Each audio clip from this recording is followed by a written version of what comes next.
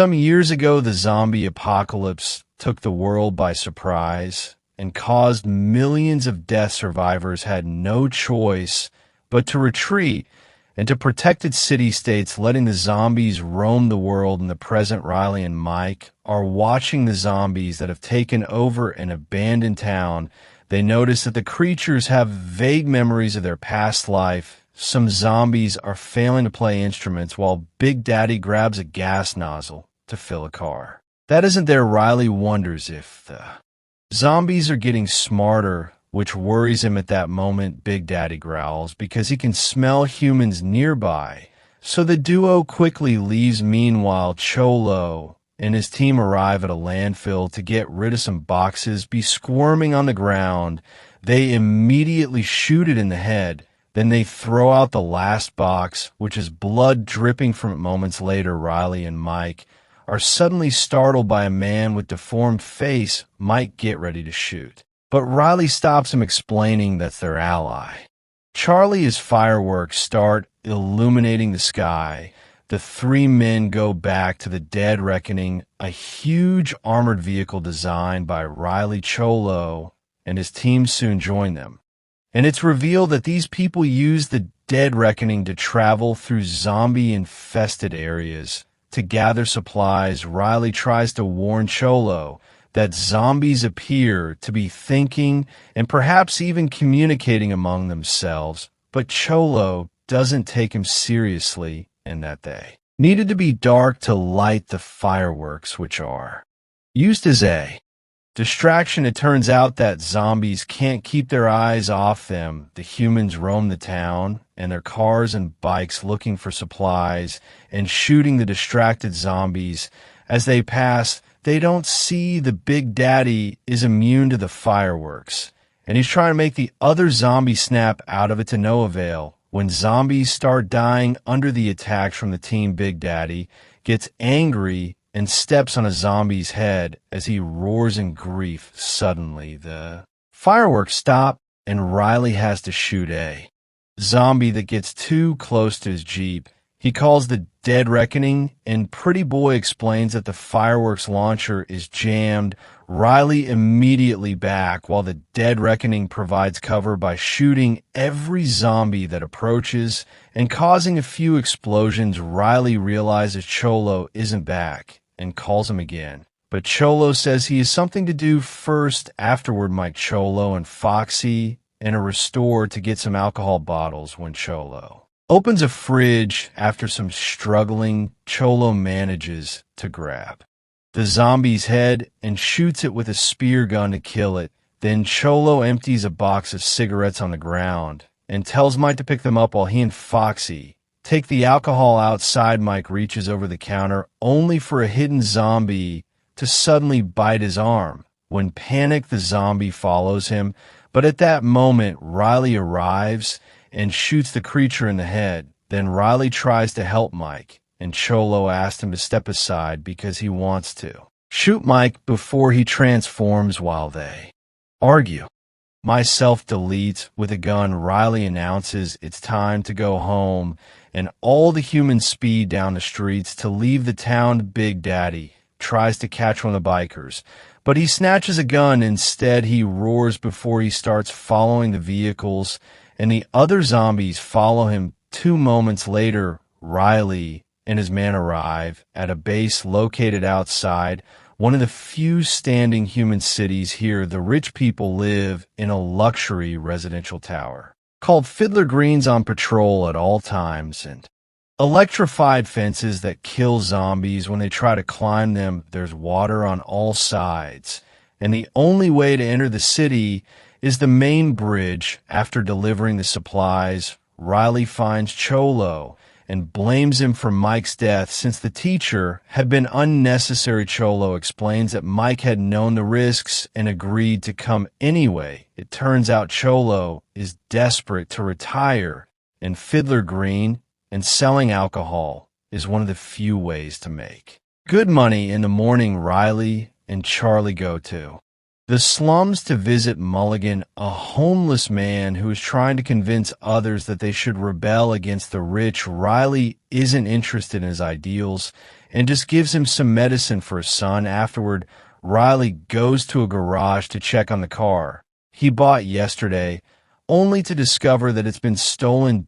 Riley and Charlie go to an underground party where the locals use zombies as entertainment. Some creatures are chained up for pictures, while others are forced to fight for gamblers. Riley aggressively confronts Chihuahua and asks about his car, but Chihuahua swears he doesn't know anything and promises to investigate into fighting cage zombies. She desperately kicks the zombies off as she tries to climb the fences to escape, but the zombies keep bringing her down. The crowd loves the show. However, Riley is horrified when he finally discovers what's going on. He opens fire to kill both zombies, and the crowd runs away in panic. Tomorrow Johnson immediately shoots Chihuahua down. However, Chihuahua is still alive and opens fire. Riley, when he turns around, it's like kicks Riley through the fence to push him. The bullet hits her arm instead. When Chihuahua tries to run away, Charlie concentrates and makes a precise shot that hits Chihuahua in the head. As Riley tries to check on Slack, the police arrive and arrest everyone. Later in prison, Slack explained she was used as bait because of an order from the city leader Kaufman, who discovered she's been trying to help Mulligan's rebellion. She also reveals she trained to join the army, but when the apocalypse happened, they forced her to become a naughty worker.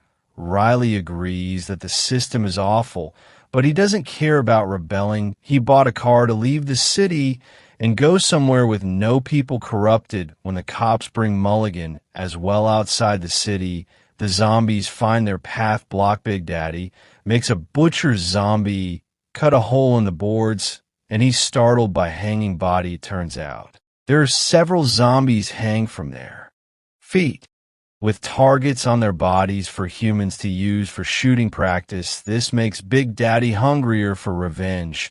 Meanwhile, Cholo goes to Fiddler Green to meet with Kaufman, only to almost get attacked by Nip the butler. Nip explains that Kaufman isn't home, and he's been scared because he hears weird noises in another apartment. Cholo kicks down the neighbors. He grabs a small sculpture to destroy the man's brain, but the crying widow stops him while man's son comes out to cut the rope, but the dead guy awakens as a zombie and jumps on his son to bite his neck.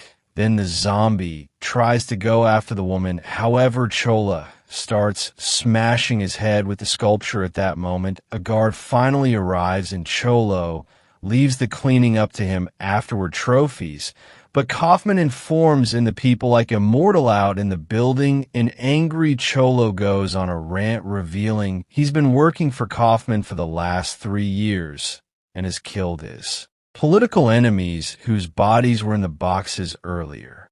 Kaufman doesn't care and calls a guard, so Cholo quickly leaves his man to kill him, and guard tries to attack Cholo, who predicted this and acts fast to defend himself. He knocks the guard out and steals his gun. In the evening, Cholo and the team go to the base with a plan to steal the dead reckoning. Nearby, 2 soldiers are training by shooting an inflatable man. Suddenly, they hear a noise. The people in the base hear screaming before the alarm goes off. The horde gathers at the base fence, which is an electric because it's the one the guards use. All the soldiers run to open fire, killing as many zombies as they can. Sadly, they aren't fast enough. The team uses the distraction to steal the dead reckoning. The zombies make their way into the base and start attacking the soldiers, who don't have enough numbers to win this fight. When the dead reckoning leaves the base, Big Daddy opens fire.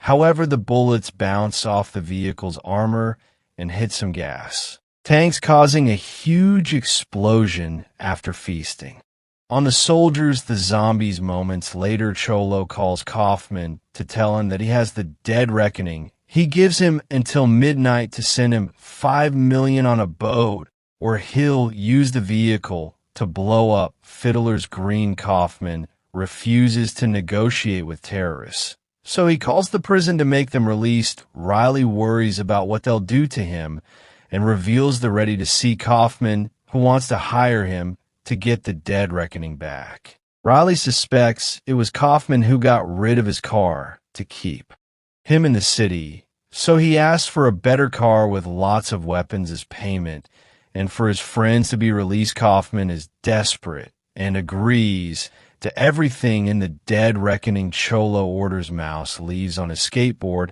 and hides inside a building at the port where he can wait safely. He's suddenly startled by some noises, but it's just some rats in prison. Riley reunites with his friends, and they all get new weapons. Kaufman's assistant, the team, soon makes it to the base and sees the destruction caused by the horror. Our tracks and realizes the zombies are heading to the bridge. He calls Kaufman to warn him, but Kaufman doesn't think the zombies will be capable of breaking in and tells Riley to concentrate on the operation.